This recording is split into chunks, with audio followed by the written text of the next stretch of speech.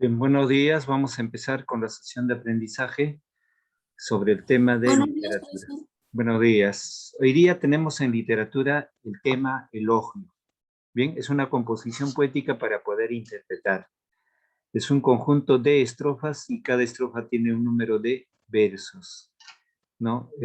Tiene 6 versos cada estrofa. Profesor, disculpe, en lenguaje no terminamos la clase. Faltaban 3 ejercicios. Ah, ya, pero estamos en literatura. ¿Cuándo nos toca asesoramiento? A mañana, profesor. Mañana vamos a terminar el tema de lenguaje. ¿Está bien? Sí, Ya, profesor. para el día de Gracias. mañana. Ya, muy bien por recordarme, gracias.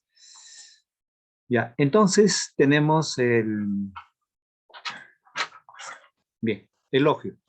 Entonces, una composición poética. Toda composición poética es para poder leer, comprender, interpretar. Entonces, ¿qué significa elogio? Elogio es adoración, respeto, ¿no? Veneración, ¿no? Admiración a alguien. En este caso, la admiración, ¿a quién es? Vamos a leer. Poeta, tú naciste para reír bajo las vides. Entonces, la adoración y el elogio es a los poetas, para cantar victorias y triunfar en las lides, y llevar el ensueño de canción en canción, orlarte con coronas de laurel de las hadas, y llevar tus quedejas bajo el sol coronadas, por las formas olímpicas donde ríe el amor. Vides son extensiones de plantaciones. Lides son peleas. Y canción, hadas son deidades superiores. En el mundo griego, latino, en el mundo antiguo, las hadas eran deidades que tenían poder mágico, ¿no? Poder mágico, ¿bien?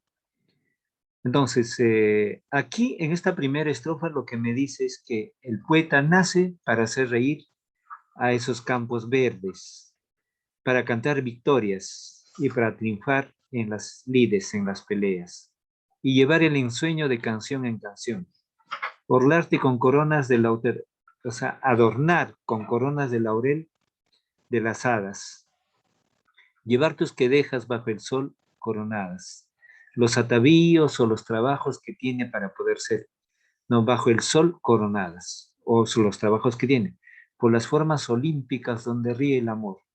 Todo lo que es olímpico es un evento de competencia. Bien, segunda estrofa.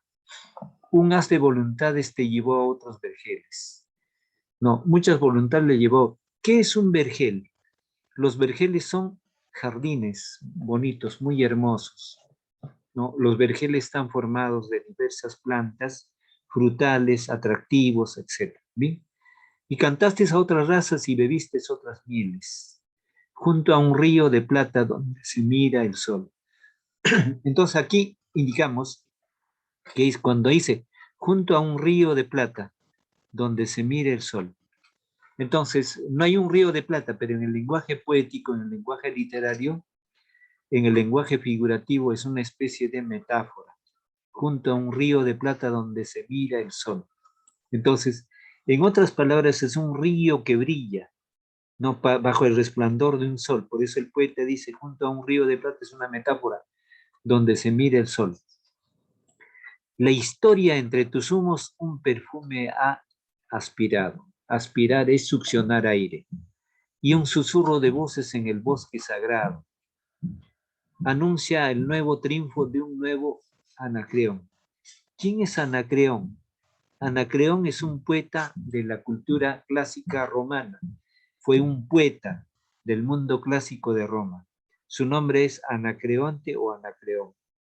En la siguiente estrofa, heraldo de tu raza diste el primer acorde, en la augusta trompeta y en la lira tricorde, donde las notas y juguetearon como en un humo sideral, y hay en tu vieja estirpe no roble como el acero, guerrero en la gloria y en la tierra un trovero, fresco, joven y ardiente como una flor primaveral. Explico las palabras ahí. ¿Quién es el heraldo? Resalto acá la palabra heraldo. Heraldo fue el mensajero de los dioses de la mitología griega. Los dioses de la mitología griega, entre los cuales eran Zeus o Júpiter, Venus, Afrodita, Minerva, eh, Apolo, etcétera. Eran los dioses, algunos de los dioses. Entonces el jefe de los dioses era Zeus o Júpiter. Entonces, ¿qué eran los heraldos? Eran mensajeros de los dioses. En los dibujos se les representa con alitas en los pies. Entonces ellos tenían cierto poder para viajar de un lugar a otro a gran rapidez y llevaban el mensaje de los dioses. Luego, la palabra acorde es concordancia. Cuando dice Augusta trompeta, es el sonido de la trompeta en un momento feliz, tranquilo. Y en la lira tricorde, no, la lira tricorde es 3 voces, 3 entonaciones. La lira es un instrumento musical para tocar o componer, acompañar los versos de una composición poética, donde las notas juguetearon como en un humo sideral. ¿Qué es sideral? Sideral es lo amplio, aquello que no tiene un espacio definido. O sea, por ejemplo, yo digo, el espacio sideral es amplio, no tiene medida. Y hay en tu vieja estirpe. Estirpe es la raza, el abolengo, la familiaridad, la genealogía. La raza, el origen, la procedencia, ese es estirpe. Noble, noble, estirpe, noble como el acero. Guerrero en la gloria y en la tierra un trovero. ¿Qué es un trovero? Trovero es el poeta que canta, la persona que canta y narra un episodio, ¿no?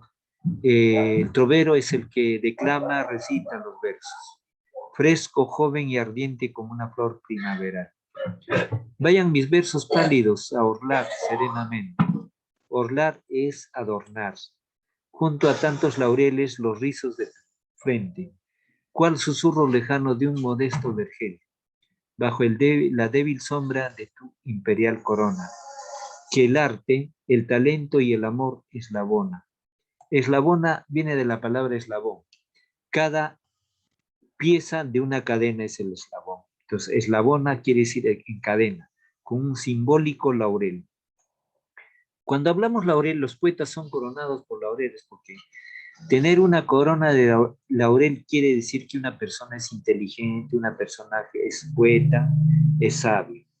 El dios Apolo de la cultura griega siempre se le representa con laurel como corona, tiene una corona de laurel. Eso implica que es sabio, inteligente, conocedor del destino y encarna el conocimiento. Hubo en tu raza un hombre, precursor de la historia, que soñó tus canciones y presintió tu gloria. Entre águilas heráldicas y entre campos de azur, que imaginó algo grande digno de tus hazañas, y en el nido más alto de las altas montañas hizo un pueblo, poeta, donde nacieras tú. Recuerdo vagamente de un lejano momento. Fue un floreal. Tus canciones impregnaron el viento, y yo vi ante tus versos la brisa sonreír. Cantará las doradas espigas de la lira. En el floreal de entonces cantaste esa primavera, y hoy es la primavera la que te canta a ti. Ve por el mundo, bardo. El término bardo es una categoría, es una calificación o una cualificación que posee creatividad, estilo y famoso. Atraviesan tus rondas entre frescos jardines y entre aromadas frondas. Hacia el amplio sendero, la palabra sendero se entiende como camino, como algo, un trayecto, donde mora ilusión. Poeta que naciste para reír bajo los pies, para cantar victorias y triunfar en las lides, y llevar el ensueño de canción en canción. Estos versos pertenecen a Valdelomar, Abraham Valdelomar, el título elogio del gran poeta, y más, Abraham Valdelomar destaca en el cuento, el caballero Carmelo, el buque negro, la Virgen de Cera, el hipocampo de oro, y esos son algunos de sus clásicos cuentos de Abraham Valdelomar. Pero aparte de ser cuentista, fue poeta. Acá estamos leyendo una bella composición poética titulada Elogio. ¿A quién elogian? Al poeta. El poeta es un pequeño dios, como lo dijera el poeta chileno eh, del vanguardismo. Bien, entonces, ¿qué es glosario? Glosario es una especie de vocabulario. Lid, combate, pelea. Orlar, adornar un vestido u otra cosa en guarniciones al canto. Que deja, cabellera larga. Vergel, huerto con variedad de flores y árboles frutales. Anacreón, poeta griego cuya lírica tenía un tono esofinado. Ahí, poeta griego, lo dije romana, es poeta griego, muy bien. Sideral, perteneciente o relativo a las estrellas. Estirpe, raíz y tronco de una familia o linaje. Unos segundos, por favor.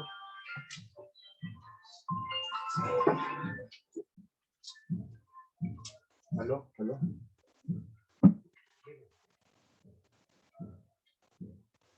Ahí va.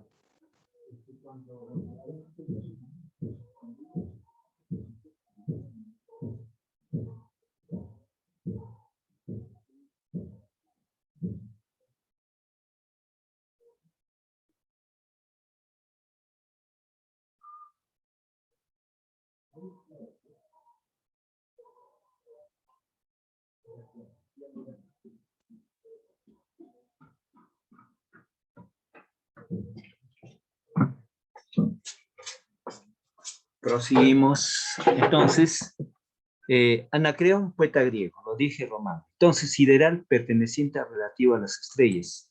Cuando dije algo sideral te relaciona a las constelaciones, a las nebulosas, el campo donde están los cuerpos celestes en el universo. Estirpe, raíz, tronco de una familia o linaje. Por eso, en otra palabra, para razonamiento oral, estirpe se diría genealogía. O también la raza, ¿no? Trovero, persona que improvisa o canta trovas. ¿Qué son trovas? Trovas son composiciones poéticas populares. Eslabonar, encadenar las partes de un discurso o unas cosas en otras. Un eslabón es una parte de una cadena. Azur, color semejante al azul oscuro. Bardo, poeta heroico lírico de cualquier época o país. Fronda, conjunto de hojas o ramas que forman espesura. Bien, entonces aquí damos ya inicio con responder las, eh, las preguntas en base a la composición poética que hemos leído. Entonces, toda composición poética corresponde y leer, interpretar, comprender y analizar. Bien, uno, ¿cuál es la labor del poeta según el texto? Ya, respondemos. La labor del poeta es cantar, dar alegría y manifestar en alto nivel su expresión espiritual. Ya. Entonces, acá en los versos dice bien, poeta, tú naciste para reír bajo las vides, para hacer reír, para cantar victorias, para triunfar en lides, para manifestar alegrías mediante palabras bonitas, palabras muy hermosas, expresiones muy bellas. Dos, ¿qué anuncia el susurro en el bosque sagrado? ¿No? A ver, encontremos ahí, susurro en el bosque sagrado, encontremos ahí, a ver, para poder explicar mejor. ¿Qué cosa es susurro? Susurro es una especie de sonido, de sonido o de expresiones. El susurro, por ejemplo, de las hojas, de las ramas de los árboles, el susurro del follaje, etcétera. Son sonidos onomatopeicos. A ver, ¿dónde está ese susurro? Ahí está. Y un susurro de voces en el bosque sagrado. Entonces, ¿eso qué significa? ¿Qué anuncia el susurro en el bosque sagrado? Ahí tenemos. Anuncia el nuevo triunfo de un nuevo Anacreón. Tú respondemos. Anuncia el nuevo triunfo de un nuevo Anacreón. Anuncia el triunfo de un nuevo Anacreón, o sea, de un nuevo poeta griego. Un nuevo poeta. La respuesta está acá en este verso. anuncia el nuevo triunfo de un nuevo Anacreón. Vamos a la pregunta 3. ¿Qué características tiene el pueblo donde el poeta nació? Bien, ¿qué características? Ya, el poeta nació, vamos a el poeta y cuentista Abraham Valdelomar nació en Pisco. Entonces, ¿qué característica tenía el pueblo donde el poeta nació? Primer guión, es una aldea de la costa peruana. Es una aldea de la costa peruana. ¿Dónde nació Abraham Valdelomar? Pisco, entre paréntesis, Pisco-Ica. Pisco pertenece a Ica. Pisco-Ica, aldea de la costa. Otro guión. Casas complementadas con jardines.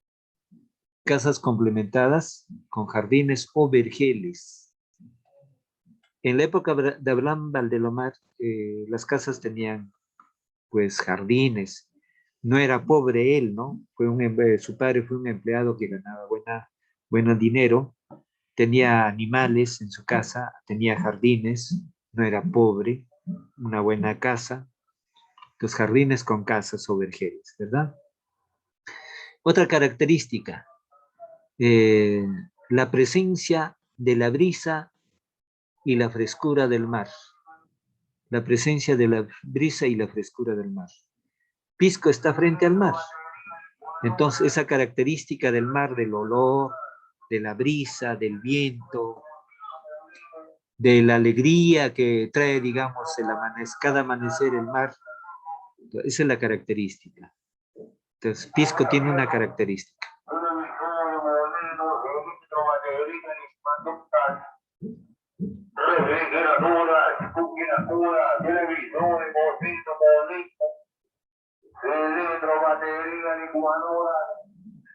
Veamos en la pregunta 4. ¿Alguna pregunta hasta aquí? Acá lo que nos está pidiendo es qué características tenía el pueblo donde el poeta nació. De Abraham Valdelomar lo estoy diciendo.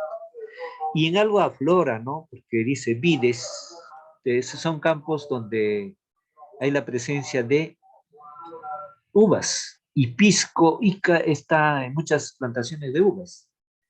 Pisco, ¿no? Especialmente. Y otros lugares aledaños también. ¿Sí? Ahora, 4. Explica el sentido de los siguientes versos. Acá tenemos 3 versos. Heraldo de tu raza, diste el primer acorde en la augusta trompeta y en la lira tricorde, donde las notas se juguetearon como un humo sideral. Miren, ya hemos dicho que Heraldo es el mensajero de los dioses, del Olimpo, de la literatura griega. Entonces, es el mensajero de su raza. Los poetas pertenecen a una raza. El poeta nace, el escritor se hace. Entonces, el poeta tiene ciertas cualidades de creatividad.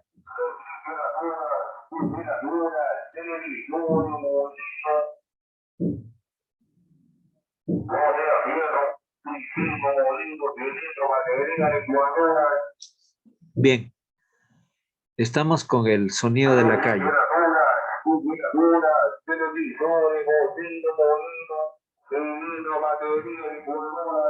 Bien, entonces es el mensajero, ¿no? Pertenece a ese grupo de los heraldos. Entonces, por eso, estirpe es raza. Diste el primer acorde. El primer acorde quiere decir el primer sonido. En la augusta, la términa augusta, el término augusto es un momento alegre, armónico, y augusta trompeta. Toda trompeta tiene un sonido. Y en la lira tricorde. Entonces, tricorde, 3 cuerdas, 3 sonidos. La lira es tan antigua. Hoy en día ya no se utilizan las liras, ¿verdad? Ni se vende tampoco, solamente quedó en emblema o símbolo, donde las notas juguetearon como en un humo sideral. ¿Bien? Entonces, anotamos acá, el heraldo como una especie de raza, como una especie de raza. Y el sonido de la trompeta. Y el sonido de la trompeta El sonido de la trompeta en coherencia y o concordancia, en coherencia y concordancia con la lira. En coherencia y concordancia con la lira. Entonces, mira, la trompeta es un instrumento musical y la lira también es un instrumento musical. Bien. Pasemos al ejercicio 5. ¿Cuál es el propósito del yo lírico en el texto? ¿Qué es el yo lírico? Todo poeta manifiesta su yo lírico. El poeta, acá resalto esa expresión. El yo lírico es el sentimiento de la persona que es el poeta. Ese yo lo está transmitiendo en su poesía porque cómo lo piensa, cómo lo siente y cómo estructuras los versos. Ese es el yo lírico. Entonces, ¿cuál es el propósito del yo lírico? No.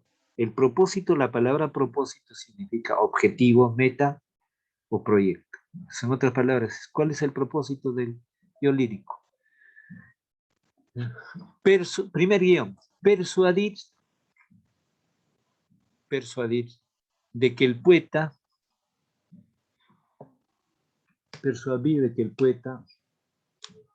canta la victoria.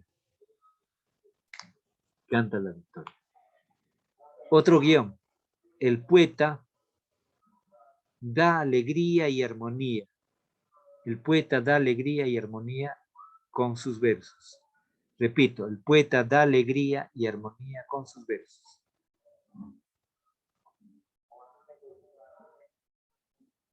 Tercer guión, admiración sobre el poeta. Admiración sobre el poeta. Admiración sobre el poeta. Admiración sobre el poeta. En relación a su cualidad creativa. En relación a su cualidad creativa.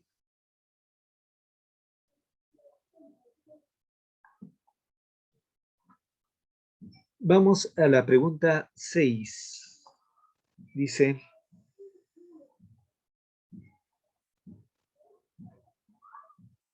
¿qué relación existe entre la primera estrofa y la última? ¿Por qué crees que se presenta esta relación? La primera estrofa dice, poeta, tú naciste para reír bajo las vides, para cantar victorias y triunfar lides, y llevar el ensueño de canción en canción y orlarte con coronas de laurel de las alas. Entonces la última estrofa dice, ve por el mundo verde y atraviesa tus rondas, entre frescos jardines y entre aromadas frondas, hacia el amplio sendero donde mora ilusión. Poeta que naciste para reír bajo las vides, para cantar victorias y triunfar las lides, llevar el ensueño ya. Se repiten esos 3 versos. Entonces, ¿consideras adecuado? ¿Qué tipo? A ver. ¿Qué relación existe entre la primera estrofa y la última? Ya, la primera relación, primer guión, se repiten 3 versos. Se repiten 3 versos. 3 versos. Otra. 3 versos. Que es un recurso artístico y bello. Que es un recurso artístico y bello. Otro guión. Es un recurso de belleza clásica. Eso de repetir. Es un recurso de belleza clásica.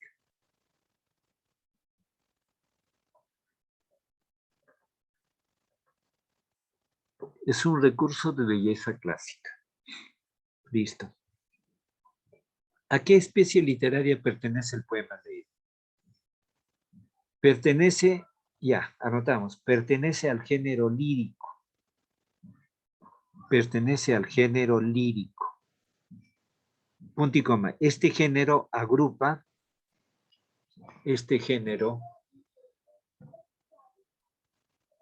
Este género agrupa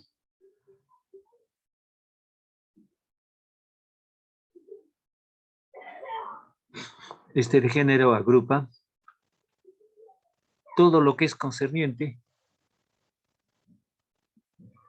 Este género agrupa todo lo que es concerniente. Los poemas, coma, la poesía,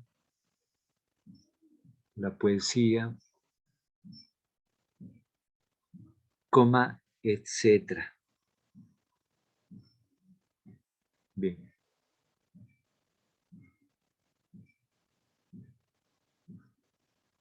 Punto aparte, el género lírico, ahí mismo en la pregunta cita, el género lírico se deriva de la palabra lira. El género lírico se deriva de la palabra lira. Lira, entre paréntesis, instrumento musical. Instrumento musical. Punto y coma. Cerrar paréntesis. En el mundo clásico se declamaba o se recitaba con el toque de la lira. Se declamaba o se recitaba con el toque de la lira.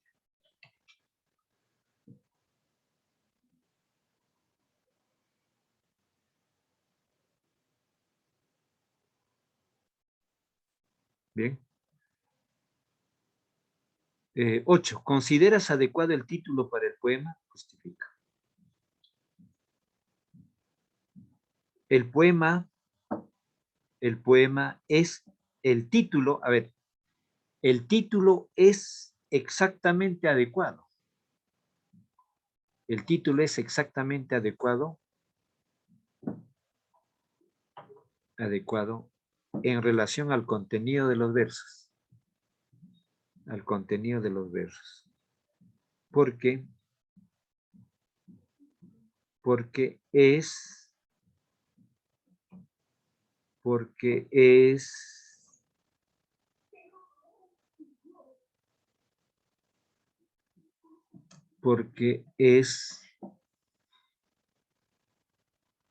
un elogio. Es un elogio, coma, admiración. Admiración sobre la misión del poeta. Sobre la misión del poeta. Con los términos, punto y coma, con los términos de cantor,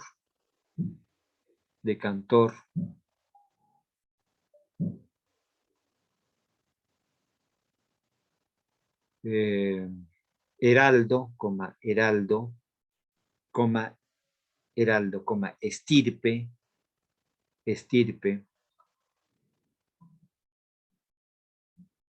estirpe,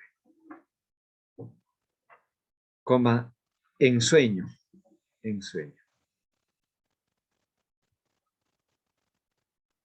9. Pregunta 9. ¿Qué tipo de rima tiene el poema? ¿Cuál es la razón de su empleo?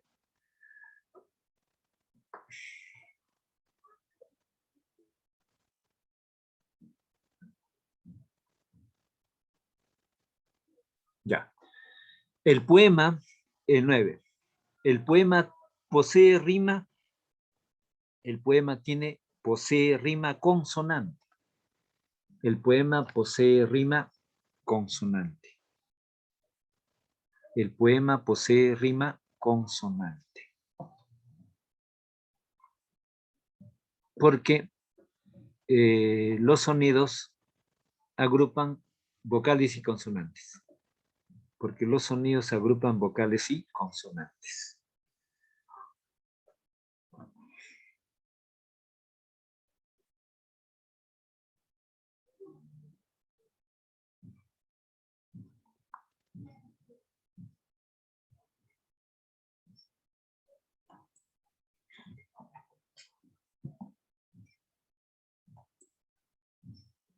Ya, entonces las demás preguntas quedan para el asesoramiento de mañana, tanto del lenguaje como de literatura. Entonces quería el avance, a ver, Jeremy Díaz, Por favor, ¿puedes leer tu argumentación? Profe, el tema que me dio ayer no le entendí mucho. O sea, ¿Cuál es la tu tema, niño? recomendación que usted, el principito. Ah, ya no me has entendido, pero ¿por qué no has hecho la pregunta? Así. Pero ¿por qué no la anotas? Cuando yo te sugiero, debes anotar con tu lapicero, porque a O veces la sea, mente profe, trae. lo entendí, pero ¿sigo con ese tema o cambio de otro Ah, tema? no, pues ya no puedes cambiar, niño. Si tú vas a cambiar, no participas en el evento, que es obligatorio. Queda, ¿no? ¿Cuándo? Si ahora lo cambias, si con este principito estás 2 meses y peor, no lo vas a hacer con otro tema, ¿no? Entonces, te voy a volver a repetir nada más. Las preguntas, el título que le puedes poner a tu tema ¿es posible que un niño pueda viajar por diferentes planetas y venir de un planeta fácilmente sin una nave al planeta Tierra? Porque si el Principito aparece en el desierto frente a un piloto. ¿Bien? ¿Es posible que un niño pueda limpiar los volcanes? Entonces, hay fundamentos. ¿Dónde está la fantasía o la realidad? O puedes decir, existen fantasías en la obra literaria El Principito. ¿Cuáles son las fantasías? Que una rosa que habla, ¿no? Que puede limpiar la base de los volcanes, que puede viajar rápidamente por diferentes planetas. Y la otra fantasía es que en algunos planetas solamente existe una sola persona, el contador, el rey, el velero, etcétera. O sea, de acuerdo a algunos pasajes. Entonces, eso para hacer, porque cuando tú cuentas la biografía o el principito solamente se te hace en información. Argumentar es justificar. Por ejemplo, el principito tiene en su relato el mundo de la real y el mundo de la fantasía. ¿Cuál es el mundo real? El mundo real es que un piloto de avión puede extraviarse en un desierto y estar en un desierto botado con su aparato. Pero que aparezca el principito de improviso es la fantasía, ¿no? Entonces, la fantasía, el mundo real, ¿cuál también sería? El desierto del Sahara existe en la parte norte del África, existe el mundo real. Entonces, el principito está entre el vaivén de lo real y la fantasía. Bien, entonces no es mucho que tengas que hablar, solamente puedes escoger si en fantasía, yo te estoy dando, encaminando a 2, 3 ejemplos. Bien, entonces, por ejemplo, puedes formular, los personajes del Principito habitan diferentes planetas, pero en su soledad. Entonces ahí puedes fundamentar, ¿es posible que un rey habite, sea el único en un planeta? ¿Y a quién tiene que mandar o ordenar? O sea, hay tantos temas del Principito. Con 1 o 2 capítulos te va a bastar, entre la fantasía y la realidad. Entonces, ¿me entiende, Díaz? ¿O no me entiende? Sí, profe, pero las recomendaciones, profe, para solamente para el título. Para el título, pero de ahí del título, por ejemplo, si tú dices, existe fantasía y realidad en el relato del Principito, entonces hay fundamentos. Temas reales, tema real, por ejemplo, existe el desierto del Sahara, existe un avión, existe, perdón, un piloto de avión, pero el tema de fantasía, que un niño puede transitar por el firmamento, por el espacio sideral diferente, es una fantasía, es absurdo. No, el hombre con las justas ha llegado a la luna y dentro de pocos años llegará a la luna, pero con aparatos muy modernos, con cohetes muy modernos. Yo dudo que llegue pues al agujero negro, a Júpiter, a Marte, no va a llegar el hombre. Esos son tantos años que tendría que pasar. Bien, entonces, 2 cosas. Tú escoges en ese vaivén, en cuál te puedes desenvolver mejor. O, por ejemplo, puedes tocar, ¿no? En el planeta del Principito existían plantas que se llamaban los baobabs, que chiquito tenían que cortarlas a matarlas, porque si eso dejaban crecer, eran árboles que crecían y podían reventar a su planeta. ¿Esa es fantasía o realidad? Es una fantasía. ¿Bien? Entonces, los temas fantásticos o los temas reales. Ahí estás en el campo de la argumentación. Pero cuando tú me dices quién fue el autor de Principito, ¿Qué narra el Principito? No, eso es información, no es argumentación. Argumentar es convencer a tu pregunta o a tu título, ¿no? Entonces, por ejemplo, un ejemplo para los cuatro, ¿no? Un ejemplo. El Perú es un país multilingüe. Multilingüe significa que existen muchas lenguas. ¿Cómo lo demuestra eso?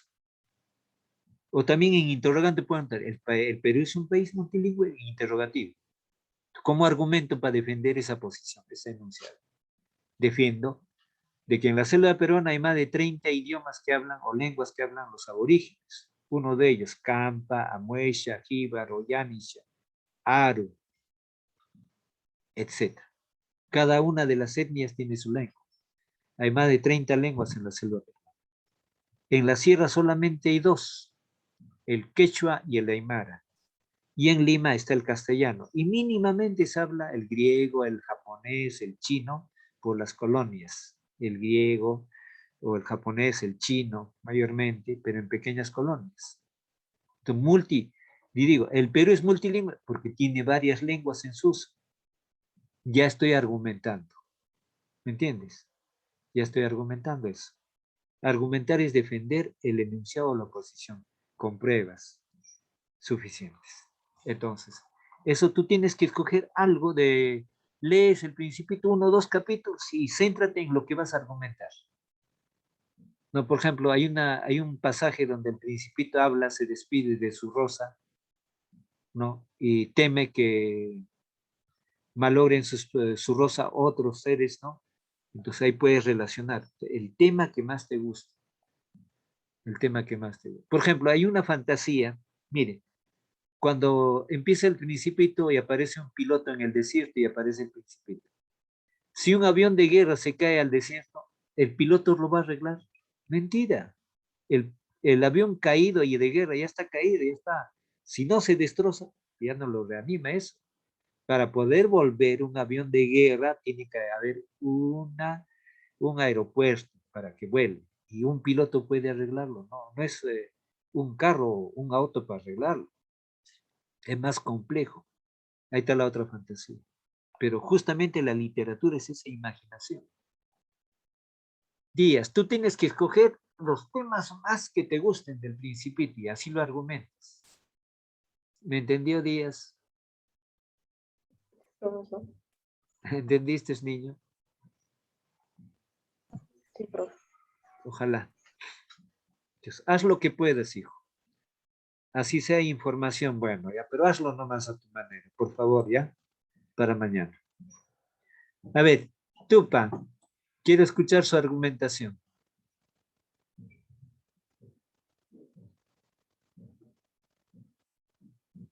Camila, Tupa.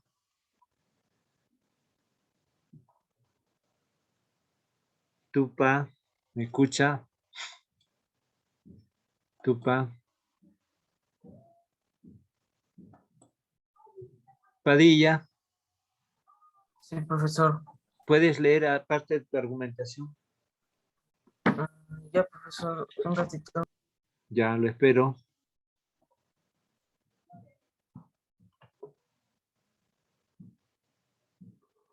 Profesor, creo que no me va a alcanzar el tiempo.